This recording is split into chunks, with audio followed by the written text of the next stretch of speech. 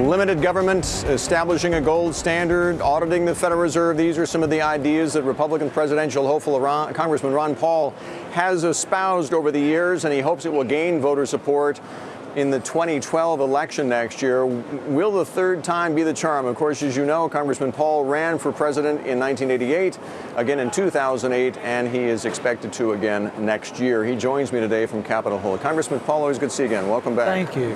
Thank you for having me. Let me start with Congressman Ryan's budget proposal, which passed the House last month, as you know. The Senate is expected actually to vote on it in about an hour, a little less than an hour, 45 minutes or thereabouts. You know, as the Democrats try to get the Republicans in the Senate to take a stand on this idea to scale back Medicare for future generations. It passed the House. Do you think it'll pass the Senate?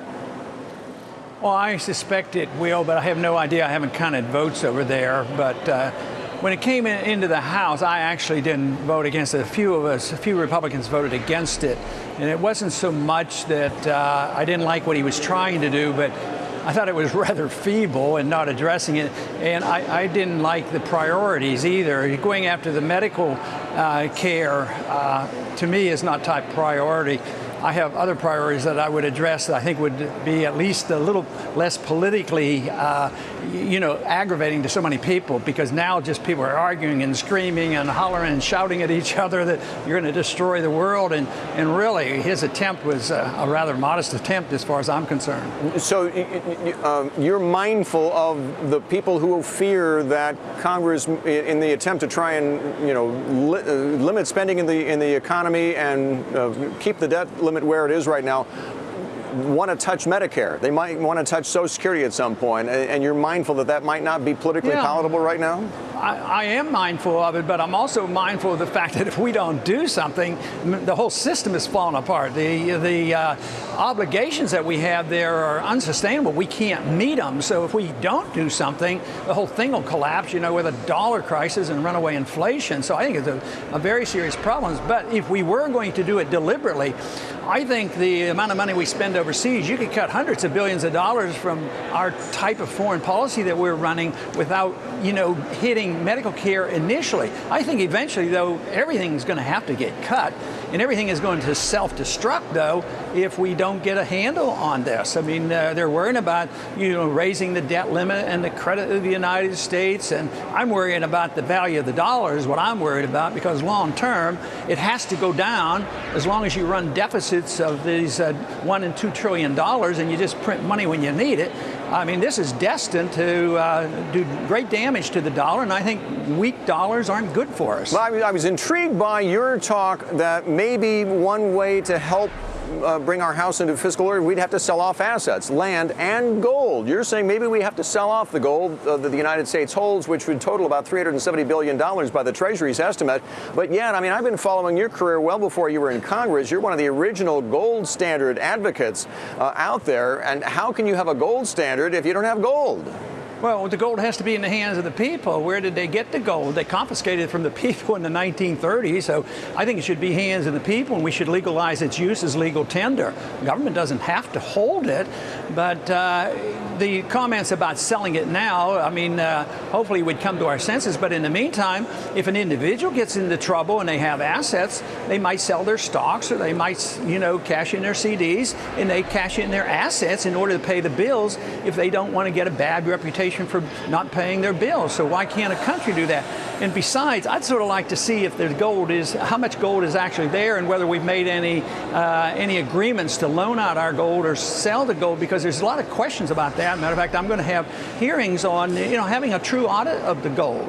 And they're very, very resistant to that. But if the gold is all there and there are no attachments to the gold, what's the big deal? Why shouldn't the people know that it's there? And if we need to, we can sell some of it and pay the bills and not have to scream and holler about raising the debt limit. I just don't think raising the debt limit is very good for the future of this country. I don't know if you'd heard, but next half hour, we're going to have Congressman Barney Frank on as well to talk about this issue of raising the debt ceiling and the debt crisis and so forth. I mean, there can be nobody more different from you ideologically, I think, in Congress than Barney Frank. But there is one thing that both of you are agreeing on. You're both saying the same thing right now, and that is this. Maybe the government does need to miss a few payments. Maybe there does need to be something of a debt default in order to get Congress off the dime and do meaningful deficit reduction.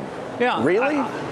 Yeah, I think so, because, you know, they try to pump up the fear and scare us into doing things. That's the way things are done here, like the bailouts came by terrorizing all the members of Congress at the end of the world will come. But they said that what we would be doing is defaulting. But don't we default when you devalue and depreciate the currency? Don't you default if your dollar's worth 90 cents next year or 50 cents? It's continuously defaulting. We've done it, and we've defaulted when we promised to pay in gold. And the court stood behind the Federal Reserve and the Treasury. We just aren't going to give you your gold. So they defaulted. I can't imagine, though, that you're advocating, damaging the full faith and credit of the United States government and its ability to maintain a AAA credit rating and pay its debts and attract borrowers who are so necessary to keep our government running. No, I didn't say not to pay it. I just said you don't have to raise the debt limit to do it. But don't you risk hurting the trust that borrowers will have, the Chinese, the Japanese, whoever it may be? If there is a risk of default and we do miss payments, then we have to pay more for our debt going down the road. I don't think we have to miss the payments. But what happens if you have a terrible depreciation of the currency and wild inflation? You're looking at a lot worse problem than maybe assuming that we won't raise the debt limit, but we'll pay you first, but we have a tight budget. But you don't have to default on making the payments. And like I say, you're worried about the Chinese getting their payments. I'm worried about the American people getting defaulted by having the depreciation of the currency and their prices go up. Every time they go buy gasoline, they ought to say, my dollar's not buying very much anymore. That's a default that we ought to be concerned about as well. You want to run for president. You realize the low ratings that not only the president but Congress gets on the handling of the economy. Don't you realize, I would think, that people are just very tired of all of the wrangling that goes on in Congress without much getting done, whether it's on the debt issue or on health care recovery or whatever the issue may be. It has been a Congress that has been doing brinkmanship for a number of years now. Aren't you tired of all that? Absolutely. That's why I think we should quit running the economy. My position is that no one person or no Federal Reserve system can central economically plan. I want to get them out of the business. I think investors should run the economy. I think they should produce the jobs, not the government. And I think the one concept that we have to address someday is that capital can't come out of a spigot.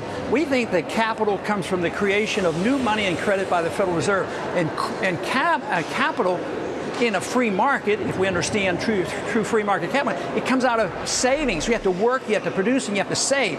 That's where true capital comes from. This pretense that you just turn on a spigot and you get money and credit, all that does is cause malinvestment, excessive debt, and bails out the wrong people. How do you do that, though, sir, when we are mindful of what percentage the entitlement programs in our country represent to our budget right now, Medicare and Social Security? How do you get meaningful deficit reduction, no raising the debt limit as you advocate right now, without touching those sacred cows in this economy? Well, I don't think you can. I'm just saying where you can start. And of course, I told you where I would start. I would start with our military-industrial complex and the foreign policy and these useless, very damaging wars. And then you do have to cut. Everything should be up to grab. My goal is to get back to the Constitution. If it's not there in Article 1, Section 8, we shouldn't be doing it. We should be. Why are we bailing out rich farmers? I mean, why do we even have those programs?